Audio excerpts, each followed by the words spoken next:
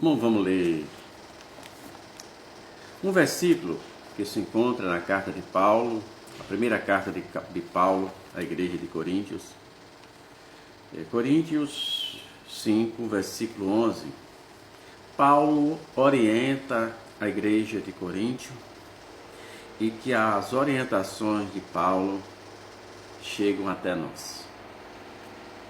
Paulo diz assim: diante de tantas coisas que estavam acontecendo na igreja, tantos destemperes, tanto coisas que não condiziam com a palavra de Deus, pessoas que apenas se diziam que eram, mas não eram.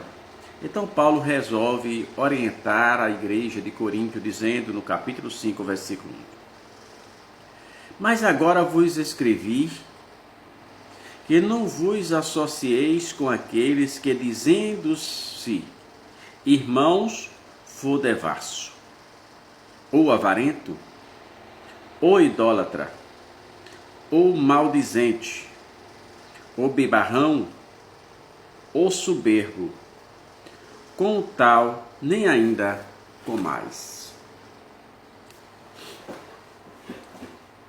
Paulo faz uma lista de pessoas que, apesar de estar na igreja, apesar de estar caminhando na igreja, Paulo diz que se o tal, irmão, for maldizente, for bebarrão, for idólatra e etc., Paulo diz que nós nem devemos comer com ele. Isso não significa o que Paulo está dizendo, que não devemos ir almoçar em algum lugar em que tenha pessoas que tenha essas orientações de Paulo. Não. Paulo está nos orientando que essas pessoas, elas não servem como amigos, como parceiros para você sair. Até porque, por exemplo, no nosso país, exige um adágio popular que diz: diz-me com quem anda e direi quem és. Aí, se você pegar esse texto que Paulo diz e tentar aplicar alguns ensinamentos do próprio Freud, Sigmund Freud, o pai da psicanálise, o judeu Sigmund Freud, Freud diz que o homem é um animal racional, um animal tribal. Nós somos tribais. E ele fala das divisões de grupos em subgrupos. Por exemplo, mesmo dentro de uma igreja, se você sair com a caravana com 50 pessoas, meia hora depois essa caravana ela auto se divide. Isso é normal, isso é natural que isso aconteça. E o mesmo grupo vai estar em 4 ou 5 grupos por afinidade. Você vai procurar sempre alguém que parece mais com você. Então, dentro do grupo, há divisões de subgrupos que vão se agrupando por afinidade, que é o que Freud chama de tribais. Essas tribos vão se dividindo em outras tribos até que encontre cada um aquelas pessoas que mais parece com você. Pois bem, é o que Paulo está dizendo. Normalmente você deve procurar alguém que tenha suas mesmas aspirações, que tenha os seus mesmos anseios, que pense mais ou menos parecido com você, que comungue a sua fé. Tu não tem como haver duradoura amizade com alguém que discorda viamente das suas linhas de pensamento e da sua fé.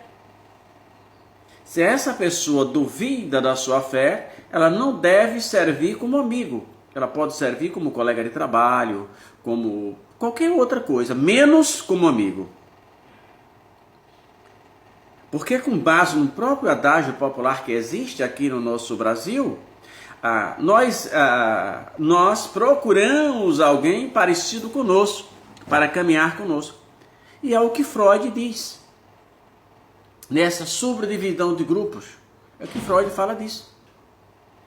Então, observe, Paulo diz: mas agora vos escrevis, não vos associeis com aqueles que, dizendo, observe, ser irmãos, for devasso. Então, como é que você pode, como cristão fiel, andar com uma pessoa, um devasso? Não. Porque você deve andar com alguém que parece com você. Avarento, idólatra, maldizente. Como é que você vai andar com alguém que só, em vez de agradecer a Deus por tudo, só se maldizem de tudo? Paulo está dizendo que essas pessoas não são cristãos, apesar de estarem na igreja. Idólatra, bebarrão, o roubador. Então, Paulo orienta como o cristão deve caminhar, andar, viver. Ele diz: com os tais nem com mais, para que não tenha participação. Porque ele diz ainda no versículo 12: porque que tenho eu em julgar os que estão dentro,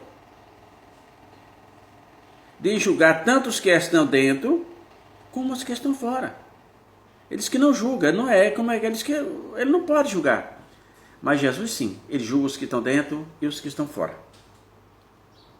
Então vamos, com quem você está andando? Quem são as suas companhias? O que elas pensam a respeito da sua fé? O que elas pensam a respeito da sua fé? Elas te acompanham você até a igreja? Ou só fazem convite para você ir com ela até o lugar que elas querem ir? Pense que se alguém